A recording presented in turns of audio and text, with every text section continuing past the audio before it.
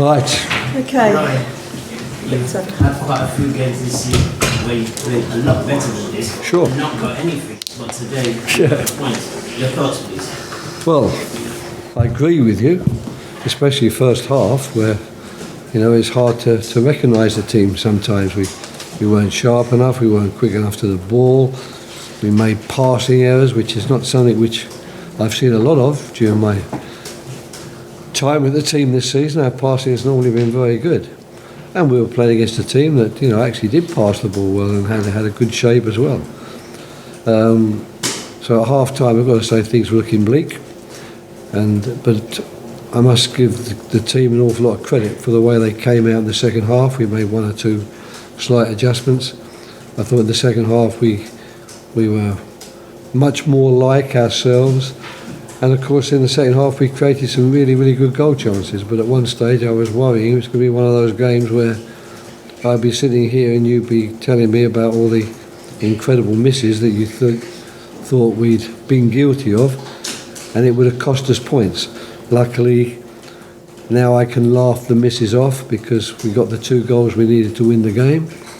And I'm hoping that if we create anything like as many chances against Tottenham on Wednesday night, we won't miss them all. Roy, how frustrating was that game for you? It must have been frustrating. The ball was not going in the net. So many occasions. It was frustrating in two realms, really. The first was in the first half. I didn't think we were anything like what we needed to be to win the game. I thought there was lots of gaps in our game and a lot of unforced errors in our game that, of course, you can't afford to make. If you're playing a game of this importance that you need to win, you can't have that luxury, I'm afraid, of making those mistakes or not reaching that level of aggression and sharpness which is needed. I'm just very pleased in the second half the players' character shone through, their determination shone through, and I don't think in the second half people could begrudge us the fact that we won the game. But looking over the game as a whole, I can fully understand that Huddersfield would think that given the 90 minutes they'd have been worth getting something from the game. But we pulled ourselves together, we made 1 or 2 adjustments. I thought pushing Wilf up front and bringing McCarthy into the team definitely made a difference to our play. And it's given us those 3 points which we were so desperate to get today after having missed the chance to get ourselves to safer ground against Brighton.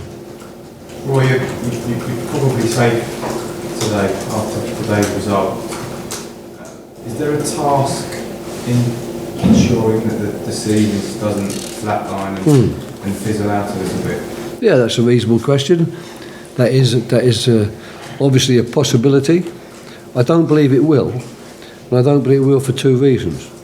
One, what you've seen from that Crystal Palace team today, that after, by their standards, a poor first half where things definitely haven't gone their way and they definitely haven't done anything like what they were intending to do, preparing for this game, in the dressing room before the game, and the feeling this is what we're going to do, and then to come in at half time with that not having worked in any way, shape or form, to then get yourself together and go out in the second half and produce that performance. That tells me I don't have to worry too much about flatlining, complacency. To be honest, these days, if you're not one of the big hitters, a point a game is something which you're relatively happy with, because under normal circumstances, we used to talk about 40, quite often these days it's 38 points, is a decent achievement. And I don't think there's going to be too many of our players in there thinking that they can now play the next 7 games without getting something like a point a game. They won't need a lot of persuading, put it that way.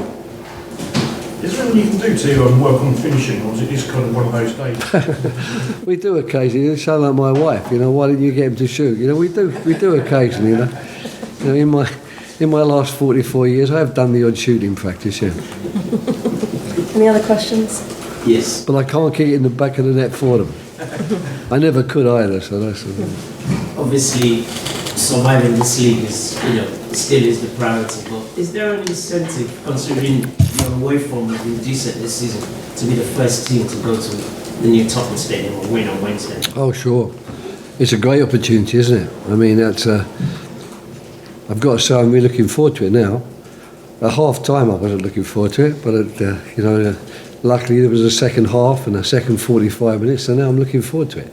It's an honour, I suppose, in some ways, to be granted to you. You just happen to be the team. Johnny on the spot. It's fallen our way. We're pleased about that.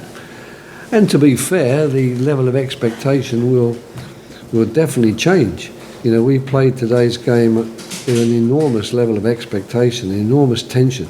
I actually warned the players before the game that our crowd's great. They do their very best.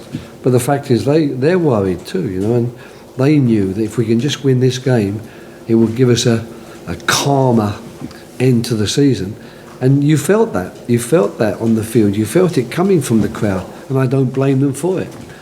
That's going to be probably how Tottenham will feel to some extent. They're going to feel that their fans are expecting to blow us away. And I'm rather hoping that just like we couldn't blow Huddersfield away, they won't blow us away. Okay. We'll just do the dailies in the corridor. Okay, thank you. Thank you very much.